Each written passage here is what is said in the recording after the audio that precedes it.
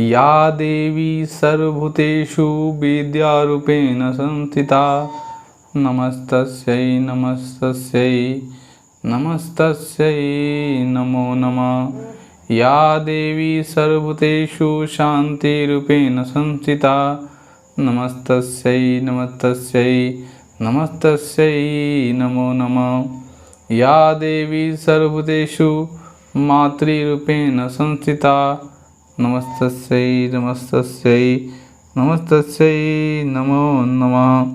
नमस्कार, आप तमाम भाई बहनों का हार्दिक स्वागत है मेरे चैनल स्टूडेंट बुक पर।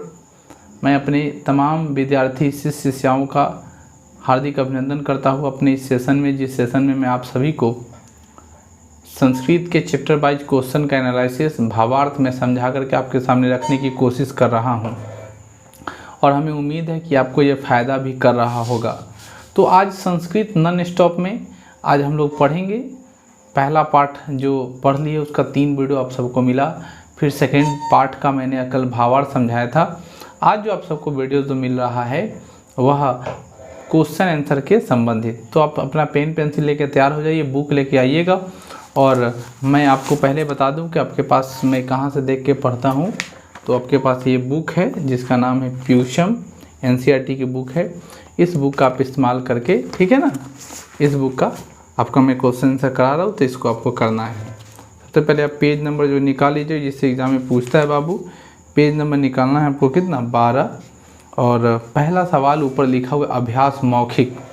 मौखिक का मतलब होता है मुंह से, लेकिन फिर भी कॉपी कलम है तो निकाल लीजिए और उसको बोलने की कोशिश कीजिए। मौखिक कहता है पाटलिपुत्रस्य नगरस्य विषय द्विवाक्यो संस्कृत भाषाया वदत्।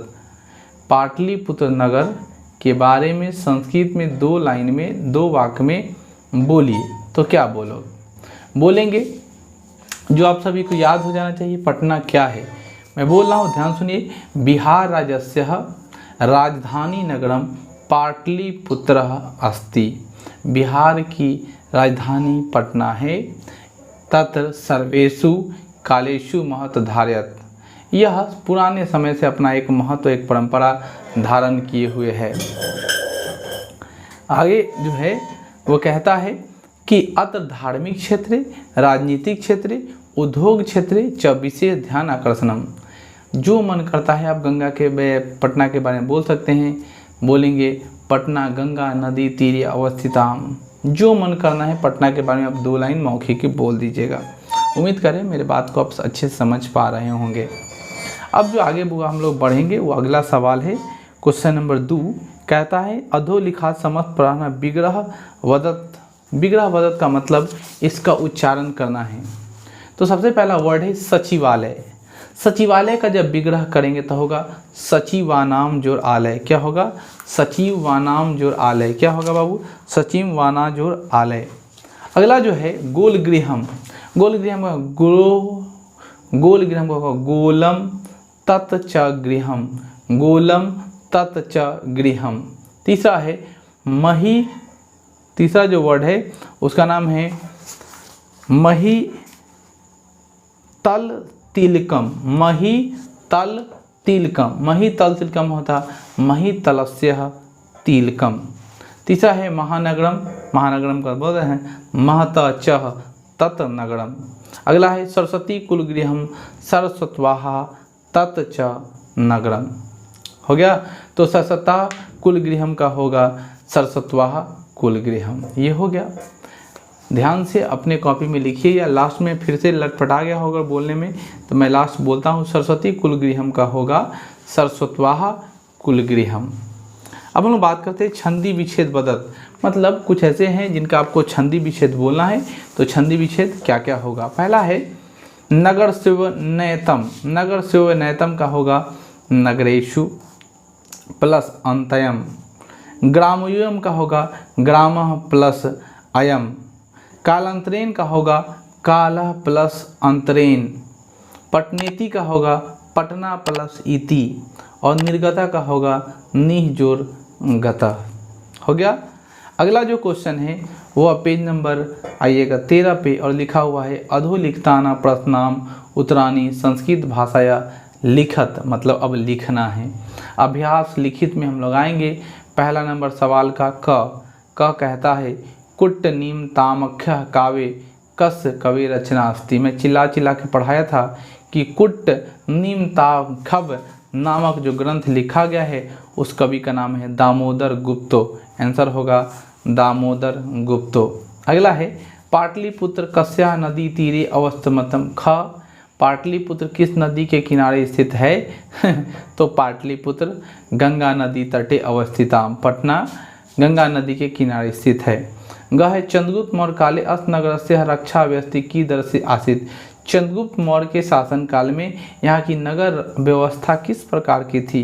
जवाब देंगे चंद्रगुप्त मौर्य काले अस्त नगर से शोभा नगरस्य शोभा रक्षा व्यवस्था अत्युत्कृष्ट आदि, मतलब बहुत ही उत्कृष्ट था, सबसे अच्छा था चंद्रगुप्त मौर्य के काल में। अगला है बुआ घ, वो कहता है राज्ञ अशोकस्य समय अस्त नगरस्य वैभवम की दृश्यम आसित। राजा जो अशोक है वो अपने समय में नगरस्य वैभवम की दृश्यम आसित। अशोक के समय नगर का वैभवम किस दृश्य, तो अशोक के समय में जो वैभव था वह कहता है कि अस्त नगरस्य वैभवम प्रिय दर्शन अशोकस्य समय सूत्रा समृद्धम, मतलब अशोक के शासनकाल में सभी जगह समृद्ध था, सभी जगह खुशहाल था, सभी अच्छे थे। अगला है बुआ अंगा नंबर सवाल कहता है काव्य मीमांस मानसक ग्रंथ क लिखत। तो चिल्ला चिल्ला के पढ़ाए थे। काव्य मीमांस के जो लेखक है उसका नाम है राजशेखर। कौन लिखा है बाबू, राजशेखर। जो भी क्वेश्चन होता है मुझे पहले से पता है, मैं पहले कितना बार इस चीज़ को कर चुका हूँ, इसलिए मैं पहले ही किताब पढ़ाते थे मैं बार बार रिपीट करता हूँ कि बाबू ये इम्पोर्टेंट है, इससे सवाल आपको बनाने हैं।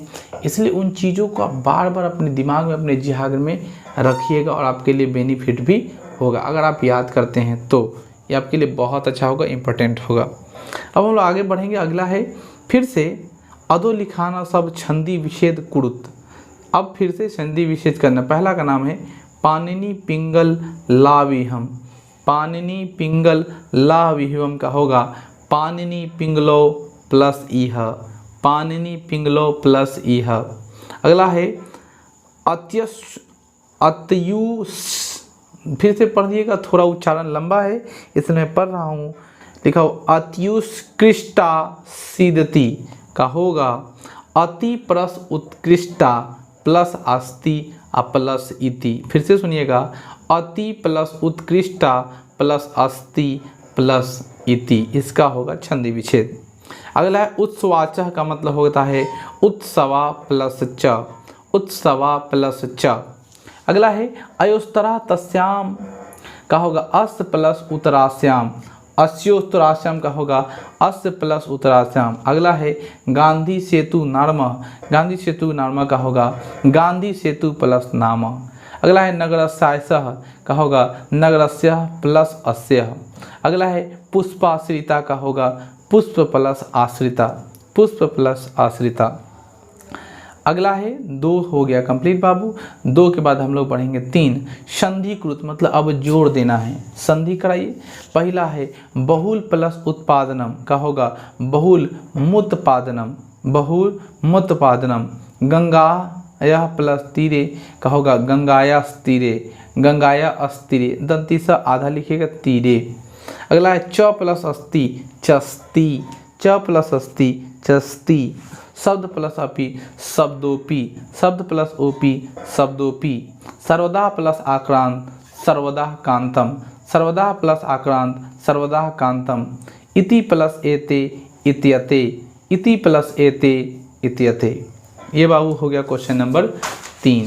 क्वेश्चन नंबर 3 के बाद हम लोग बढ़ेंगे क्वेश्चन नंबर 4 के तरफ। क्वेश्चन नंबर 4 क्या कहते हैं उसको अच्छे से देखिएगा। अधोलिखाना पदाना स्ववाक्येषु संस्कृत प्रयोग कुरुत, मतलब ये जो वाक्य दिया है, शब्द दिया, उस शब्द का एक लाइन सेंटेंस में बोल सकते हैं। तो जरूरी नहीं कि मैं जो बोलूँ वही हो, आपको जो मन करे एक सेंटेंस लिख सकते हो। पहला कहता है संप्रति नहीं यद्यपि। यद्यपि यत्र तत्र निधानम। यद्यपि त्वं कुत्र न धावति। यदि तुम नहीं दौड़ते तो, ठीक है ना। अहम न धावति, मैं भी नहीं दौड़ता। धवामी अहम न धवामी, कहने का मतलब है यदि तुम ना दौड़ते तो मैं भी नहीं दौड़ता। यद्यपि के बाद है बाबू अगला संप्रति। संप्रति को बनाएंगे संप्रति पाटलिपुत्रः एकः विशाल नगरः अस्ति। अगला है बाबू महान, भारत देशः महान अस्ति। अगला है वो नगरम। नगरम क्या बनाएंगे, नगरम गोल गृह अस्ति। नगर में क्या है, गोल गृह बसा हुआ है। अतर, अतर एकः मंदिरः सन्ति, यहाँ एक मंदिर भी है। पांचवा है बाबू रिक्त स्थानीय पुण्यतः। रिक्त स्थान, वहाँ पे आपको जो दिया हुआ है ना, उसमें आपको डिजिट्स दिया हुआ, आपको अच्छे से याद रखना है। तो उसमें बोलता है रिक्त स्थान पुण्यतः, मतलब खाली स्थानों को भरना है। तो खाली स्थान को आप कैसे भरोगे उसको समझो। खाली स्थान भरने के लिए बगल में आपको ऑप्शन दिया हुआ, वहाँ पे टिक लगाएंगे। पहला है गंगाया ऊपरी गांधी सेतु निर्माण डैश महादेश दीर्घतम सेतु अस्ति। गांधी सेतु पुल का जो निर्माण हुआ गंगा के ऊपर, वो एशिया क्या है, एशिया या अफ्रीका का सबसे बड़ा है। तो मैं आपको पढ़ाया था एशिया का सबसे बड़ा पुल जो है वो गंगा नदी के ऊपर है, तो एशिया में लगा दें ठीक। पाटलिपुत्र प्रसिद्ध डैश अस्ति। पाटलिपुत्र में क्या है प्रसिद्ध, तो ऑप्शन में दिया है गोल गृह और ताजमहल। तो आपको पता है ताजमहल आगरा में है, होगा गोल गृह कहाँ, पटना में। गोल गृह पर मारिए। पाटलिपुत्र नामांतरे, पाटलिपुत्र का क्या नाम प्राप्त होता है, तो पाटलिपुत्र को हम लोग बोलते हैं पुरुषपुर, कुसुमपुर। तो में देले है कुसुमपुर, लगा देंगे, माधवपुर नहीं होगा। अगला है कौमुदी महोत्सव डैश अति प्रचलित है। कौमुदी महोत्सव कब प्रचलित था, गुप्त वंश के शासनकाल में। आपको मैं पढ़ाया था गुप्त वंश के शासनकाल में कौमुदी महोत्सव दुर्गा पूजा के समय मनाया जाता था। गुप्त वंश इतिहास का स्वर्ण काल कहा जाता है क्योंकि विभिन्न तरह के चीज़ों का व्याख्यान, व्यवस्था और डिक्रेशन भी हुआ है। आगे बाबू पाटलिपुत्र से डैश दिशा गंगा नदी पर, पाटलिपुत्र की किस दिशा में गंगा बहती है, तो उत्तर दिशा में बहती है। अगला कहता है गोविंद सिंह सिख संप्रदाय डैश गुरु आस्ति। तो 10वें और अंतिम गुरु थे गुरु गोविंद सिंह, जिनका जन्म पटना में हुआ था। ये कंप्लीट हो गया बाबू। तब आती है बारी अधिलेखन वाक्येषु रेखांकित पदानि आधारिकृत्य प्रश्न निर्माण कुरुत। जो लाइन लिखा हुआ है जिस पर हाइफन लगा हुआ है, उस हाइफन को आपको क्या करना है, प्रश्न बनाना है। तो प्रश्न हम लोग कैसे बनाएंगे, उस प्रश्न को ध्यान से देखिए। ये कहता है तत्र तीर्थरात्रि दर्शनम नामंत्री। तो कैसे प्रश्न बनाएंगे, ये सवाल है, बहुत अच्छे से आप समझिएगा और फटाफट आप लिखना शुरू कीजिएगा। तत्र तीर्थयात्रिनः दर्शन मात्रित होगा, यहाँ पे तत्र के दर्शन नामंत्री, यहाँ कौन आता था दर्शन, तो तीर्थयात्रानी आता था। आप समझ आ गया। तो क का छ का क का आंसर होगा के, या फिर पूरा लिखना चाहते हो लिखेंगे तत्र के दर्शनाथ मायंती। खा में मध्यकाल पाटलिपुत्र वर्ष सहमत परिपातम जिनत मानभूतम। कहता है मध्यकाल में पाटलिपुत्र वर्ष से जिनात मानभूतम, मध्यकाल में हो गया। तब इसी को सवाल बनाया था, क्या बोले, पूछेंगे कस्मिन काल है, किस काल में पटना का उद्गम हुआ, तो बोलेंगे मध्यकाल। तो आंसर होगा कस्मिन काल, या पूरा कस्मिन काल लिखने के बाद पूरा सेंटेंस को उतार दीजिए। अगला है मुगल काले पाटलिपुत्र से समृद्ध हो जाते। मुगल काल में पाटलिपुत्र से क्या है, समृद्ध जाता। अब आपको मैं बता दूं पाटलिपुत्र जो है मुगल काल में क्या होगा, समृद्ध जाता। अब उसके लिए क्या बनाएंगे, तो बोलेंगे कस, कौन मुगल काल में समृद्ध हो गया, तो वहाँ पे हम लोग पूछेंगे कस। तो आपका घा का आंसर, ग का आंसर जो होगा मुगल काले कस समृद्ध हो जाता। किसके शासन काल में, तो मुगल काल का। समझ में आ गया। तत् सर्वे जना आनंद मग्ना अभुवन। अब सवाल पूछेगा आनंद भग्न, तत् सर्वे जना आनंद भग्नम, तो पूछेगा तत् सर्वे जना आनंद मग्नम कौन, तो बोलेंगे के जना, के जना, आनंद मग्ना का मतलब के जना। अगला तत्र भगवान बुद्ध बहिष्कृत समागत, तत्र कह अंग का होगा तत्र कह बहुकृत्वा समागतम। अगला है नगरस्य शोभा अशोकस्य समय सूत्रा सविधम। तो अशोकस्य के जगह पर क्या लिखेंगे, कस से लिखेंगे कि किसके जगह में हुआ, तो लिखेंगे नगरस्य शोभा अशोकस्य समय सूत्रा समेधम। हो गया। अब क्वेश्चन नंबर 7 में आते हैं। क्वेश्चन नंबर 7 में कहता है रेखांकित पदेषु प्रयुक्त विभक्ति लिखतम 7वें नंबर में क्या आता है, रेखांकित पद जो है, क्वेश्चन यहाँ पे लाइन जो किया हुआ है, उस लाइन के पदों को क्या करना है, आपको क्या करना है बाबू, विभक्ति लिखना है।